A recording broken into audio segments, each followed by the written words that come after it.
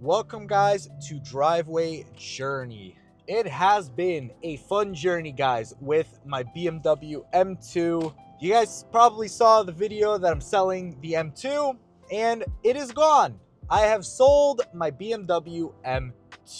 Can't believe I'm saying that. It's such an incredible car to have owned. Now it's on to its new owner, which is pretty awesome. Let's talk about the sale of my M2 and kind of what comes next, because this is obviously a big point now in the channel. I've touched on a lot of this in the previous video talking about selling the car or my intent to sell it. So now that it's gone, there's a couple things I want to go over because there was actually a little bit of drama during the sale. It wasn't really drama, but a little bit of an unexpected surprise. So let's recap a little bit of the journey with my BMW M2 now that it's all over. So about 5 years ago, or maybe 5.5-ish years ago, something like that, I bought my first BMW. My first one, which was an M240i. It was a 2017 with black exterior, red interior.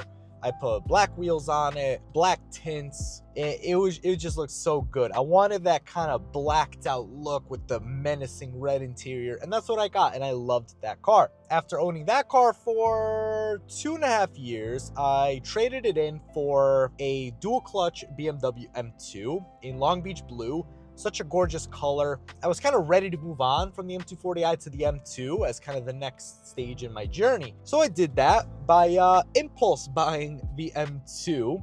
I went for a test drive and I had no intention of actually buying the car. I just wanted to drive it. I'm like, you know what? Let me just see what this car is all about, right? I did a test drive, and then the next day I'm like, can I come back? Let me just do one more test drive. I just want to take a look at it one more time. And I left with an M2. So that's what happened with the first M2. Then I owned that car for like a month, and then I totaled my first BMW M2. After a couple months with no fun car, I debated, what are we gonna buy next? Am I gonna buy another M2? Am I gonna buy an M3 or an M4?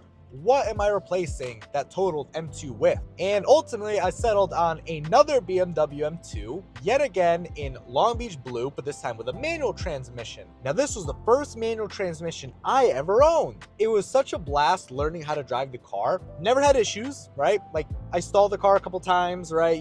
You go through the learning process. Never burned the clutch. I still don't know what burnt clutch smells like. It was an awesome experience, and I'm so glad I pulled the trigger on a manual M2 because, man, it was just so fun learning to drive that car. And that was the BMW M2 that I had for 2.5 years that I just sold. So most of you guys that have watched my channel or any of my BMW M2 content, that is the BMW M2 that you guys have seen. And I decided pretty much at this point, all right, I gotta buy a house. I sold that car with the intent of buying a house, which I'm gonna be hopefully doing either end of this year or early of next year. Depending on when you're watching this video, it's 2026, basically end of 2026, early 2027 is when I'm looking to pull a trigger on a house. It would be nice to be able to have done it a little earlier, but United States housing market, COVID, politics, all this and that. You know how it is, guys. Housing is through the roof. So I pretty much figured, okay, it's time to pull the trigger on a house. Either way, whether I was buying a house or buying another car, like an Aston Martin, which is going to be probably the next car, the M2 had to go. There's a reason why I wanted to pull the trigger now in selling the car, and I'm going to go a little bit into that. I think it was approaching 75,000 miles. As far as BMW M cars go, that's fairly high mileage. I hate to say it. Like, for any other car out there, that's not very high mileage. But for a BMW M car, once you get into like 75, 80, they're kind of high mileage. You risk more maintenance costs at that point. I had a couple issues with the car, but nothing major. I had a lot of common problems, but nothing, debilitating. It's not like the transmission blew up, anything like that. So I'm like, you know what? It's a good time to exit the car now while I've been very lucky with it. Now, it's a very reliable car, so I never really expected anything major to break. So when I say lucky, yeah, I'm lucky that nothing major went wrong, but I didn't expect anything to either. The next reason why I wanted to get rid of it now is because I would have had a major service around 90,000, because every 30,000 you're supposed to do the spark plugs. So for me, it would have been spark plugs, all the fluids in the BMW, which can be a very expensive service if you're not doing it yourself, which personally, I don't care to do my own maintenance on the BMW. I have no problem paying a shop to do it. Personal preference. I know someone's gonna say, oh, you gotta do your own maintenance. I don't care. I'm not into that. Don't care. But either way, it would have been a very expensive service. On top of that, I believe at 90 or 100,000 miles, or I think it's 100,000 miles in the M2, you want to do a belt change. Probably would have lumped it into the 90,000. The water pumps are known to fail. I would have probably done the water pump at 90,000. Point being, there's a big maintenance point that I was coming to on the M2. So I'm like, you know what? It's a good time to get out of it. It needed new tires. Either now or within the next like 2-3 months, it would have needed new tires. It would have been a great time to offload the car before I had literally like $4,000 worth of expenses on the car. So perfect timing, it worked out. I got out of the car right before that. Now the plan for the money from the car was to put it into stocks, let the money grow, and then pull the stocks out. Now I got very lucky with the timing on this. A little bit unlucky in that I was just too late, but I still caught the back end of it. But we're at war with Iran. So the stock market took a giant dump and it crashed. It wasn't a horrible crash, but it was enough of a crash. I wish that I had the money in the bank at that time so I can invest it pretty much at the bottom. Now, you can't really ever time the market, but you can get a good feel during uncertain periods like war when the market's really low and it's a good time to buy. You can kind of generally get a good feel for that. I sold the car actually last month. I know that by the time this video actually comes out, it's a bit delayed from when I actually sold the cars. Essentially, I got the money into my bank and I put it into the stock market as it was already on its way up. So I caught like a good 8% profit just from initially dumping that money in, which is really, really awesome. I wish I got the full extent of those warmongering profits, but listen, I will take what I get. That is extremely lucky to have happened. So that's what happened there. Now, the actual sale of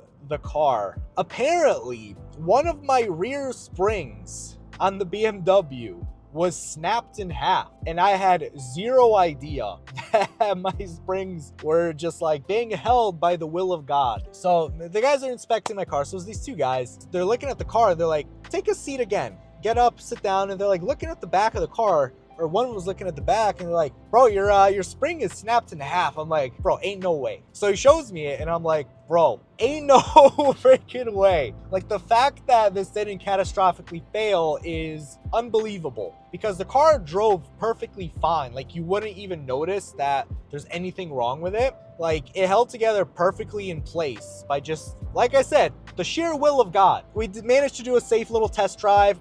Everything was like fine. Like, it drove fine. There was nothing that like you would have noticed wrong unless you actually looked under the car and noticed that the spring was snapped. Very lucky that nothing happened. And the guy's like, has this car been sitting for a while? I'm like, no, dude, I drove this like a day ago and it drove perfectly fine. Like, I'm ripping it in Sports Plus. Like, the weight is shifting left to right, front to back, and like no issues whatsoever. So I got extremely lucky that didn't end in a catastrophic accident. That's pretty much all that happened, and then everything else looked good on the car. So sold the BMW M2. So I hope you guys enjoyed that little story there of my BMW journey, going from my first BMW to my M2, and now to no BMW. Now it's just all reliable Subaru Impreza that I've had for 12 years. Yeah, 12 years with the Subaru Impreza, and I love this car. I'm not selling this car. I live in New England, so our cars often die to rust before anything else, unfortunately. So that is the story of my BMW M2. It is finally gone, and unfortunately I have to do the responsible thing and buy a house. But once we buy the house, then we can kind of, once everything stables out, we can say, okay, the house is bought. This is our financial situation. This is where we're at. This is what we got. What can we do? Can we get into another car? Are we in a good position here? Like, what is the story? I anticipate it's going to be sooner than I think, buying the car once I have the house, because I pretty much have the down payment money. It's just how much of a down payment I want to do on the house. It's really all going to depend on the actual purchase, but like, I have enough money to do both. It's just like, it's a very expensive purchase, right? I don't want any weird loose ends. I don't want an obligation to a car on top of a house. I just want one thing at a time to, go through and happen. But the next car, like I said, Aston Martin V8 Vantage. I really want one of those cars. Those things are so cool, and honestly, I can't wait. I cannot wait to get my hands on the Aston Martin. And what sucks is, like, I've been driving around and like all these awesome cars have been teasing me. Today, for the first time, I saw a Mustang GTD. Never seen one in person. I actually completely forgot that car existed, and then one drove by me on the highway. He wasn't ripping it or anything. He was just kind of cruising, and I'm like, dude, that's not a dark horse. That's something special.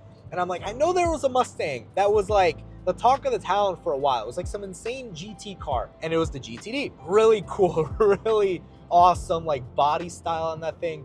It's wild. Ferrari 360, the actual, like one of my actual dream cars that I want to buy. I saw that like a week ago, 2 weeks ago. So that was really cool. And it like all these cars are just teasing me. I'm like, oh, I know I want to buy a freaking car, but oh well. The car will come, guys. It's all part of the driveway journey. That's part of the brand, right? If you like this video, guys, leave it a like. Subscribe if you want more videos from me on driveway journey. If you want to be with me on this weird in-between part of the journey between cars, stay with me for that journey until we get the next car. Thank you guys so much for watching. Until next time.